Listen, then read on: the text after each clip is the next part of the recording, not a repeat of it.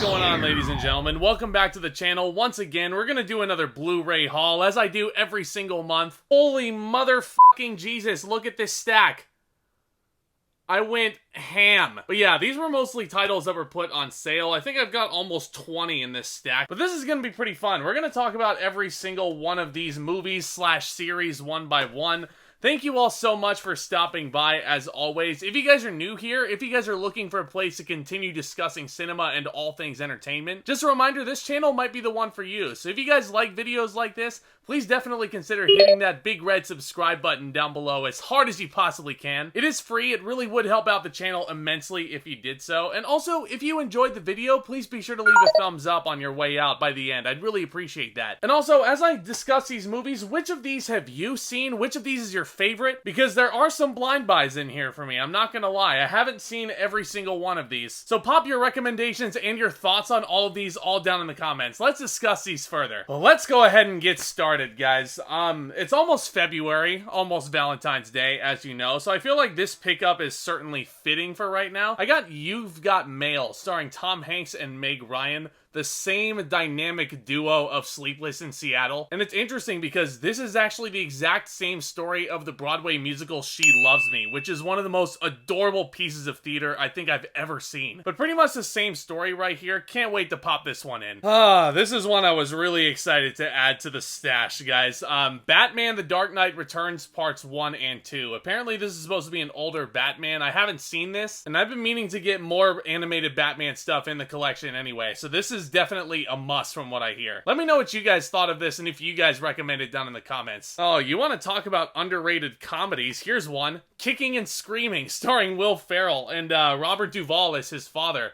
Will Ferrell was going through a phase in his career at this point where I guess he was just going through all the big actors of The Godfather, and he was having all of them play his dad, basically. He had James Caan already come in and play his father in Elf, which I reviewed on the channel, but this time his father is Robert Duvall, who's like this big sporting goods mogul, and Will Ferrell just runs a pharmacy in town, and he's extremely mellow, so I honestly think this is Will Ferrell's one of his most underrated roles for sure. Because for most of this movie, he's playing against type. Just don't put coffee in his hands. Then he turns into the Will Ferrell we all know. But if you haven't seen Kicking and Screaming, definitely give this a watch. It's definitely a big movie that came out of my childhood. It also has a young Josh Hutcherson in here. So you want to talk about Christmas classics. You got Gremlins and Gremlins 2. Nice little double feature right here. The spine, I don't know if you guys can see that. It really doesn't look all that interesting when you put it up on the shelf, but I definitely needed the first Gremlins in the collection. It is one of my favorite. It's, oh man, I can't really explain it. Gremlins is awesome. And Gremlins 2 kind of came with it. It was part of a deal, 10 bucks. Can't really go wrong here. Here's a blind buy. I was working in the movie theater when the sequel to this came out, and I've heard mixed things about it, but just look at this cast that they have assembled here. Now You See Me. Apparently, if you're really into magic tricks, this is right up your alley. But I can't wait to finally check this one out. Apparently, the sequel is kind of on the same level, or maybe even a little bit worse. But for now, I do have the first one. Maybe I'll get the second one if I like this one enough. Oh. Oh, you want to talk about classic comedies from the 2000s? The 40-Year-Old Virgin, directed by Judd Apatow and starring Steve Carell before he ever became famous from The Office.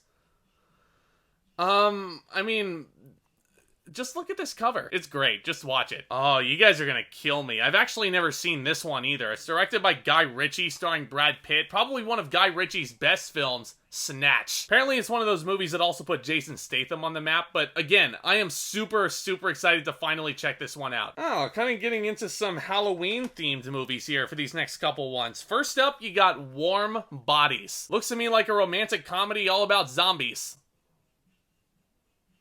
I mean, how can you really beat that? Oh, here's another one. Johnny Depp stars in this. Tim Burton directed it. Probably one of Tim Burton's more underrated films also. Sleepy Hollow. I just really love the look and feel of this film. The old-timey, like, style to it. If you guys have never seen Sleepy Hollow, this is definitely a great one to pop in around Halloween time. This one is bound to be interesting. Prometheus. Yeah. This is an interesting film. I don't know why I haven't had it in the collection yet. I've got 3 of the Alien movies right up here, and Covenant was apparently a sequel to this. But yeah, Weird film. Oh, here's one. The Ides of March. I actually have seen this, directed by George Clooney. I did mention this in my review for The Midnight Sky, but this, in my opinion, is George Clooney's best film that he's had as a director. He also stars in it along with Ryan Gosling, obviously, and this is a really captivating political drama thriller. I definitely recommend this if you haven't seen it. Yet Another Blind Buy, directed by Alexander Payne. It got Bruce Dern an Oscar nomination back in 2013. Also nominated for Best Picture, if I remember right, Nebraska. This just looks really interesting to me. It's all in black and white. Apparently, Bruce Dern's performance is the best of his entire career. I don't know. Let me know your guys' thoughts on Nebraska down in the comments if you've seen it. This one I actually have seen, based off of a true story, starring Emile Hirsch. I believe it's, who is it? Sean Penn? Oh, it's directed by Sean Penn, actually. Into the Wild. I actually read the novel that this movie was based on in my junior year of high school, and that's actually when I first saw this film. It's a really interesting personal journey. It's based off of a true story. Christopher McCandless, definitely an interesting guy, for sure. And I think Sean Penn definitely captured his story really well, and Emile Hirsch, excellent in the film. Definitely give this a watch if you haven't yet. I believe this is on Netflix if you don't want to go out of your way to get this Blu-ray. It was really cheap for me, but I definitely recommend giving this one a chance. You want to talk about Oscar-nominated films? Selma. David Oyelowo as Martin Luther King Jr. Captivating. Ava DuVernay as a director. Stellar. I mean, Selma's terrific. Speaking of terrific Oscar-nominated films, Crouching Tiger, Hidden Dragon. One thing that Ang Lee did in the year, when did this come out? 2000? I was about to say 2003, you know, because 2003 made me think of a really shitty superhero film that he did. But watching this just makes you forgive him for making that movie. This, if you can call an action movie beautiful, Crouching Tiger, Hidden Dragon is it. Oh, here we go. Inspiring films, one of the most iconic themes, one of the most iconic scores of all time. Won Best Picture, I believe, in the year 1971, 1981, I can't remember which. Nevertheless, Chariots of Fire, and I have the really beautiful digibook version of it. It looks really awesome on the shelf once you put it up. This movie I actually did watch. It was really good. Kind of slow at points, but a perfectly solid entry. I can definitely see why the Academy gravitated towards this one. But let me know what you guys think of Chariots of Fire down in the comments too. And last but certainly not least, we have a beautiful box set of really amazing buddy cop action films. The Lethal Weapon collection. This is something I've wanted for a while because, I mean, it's...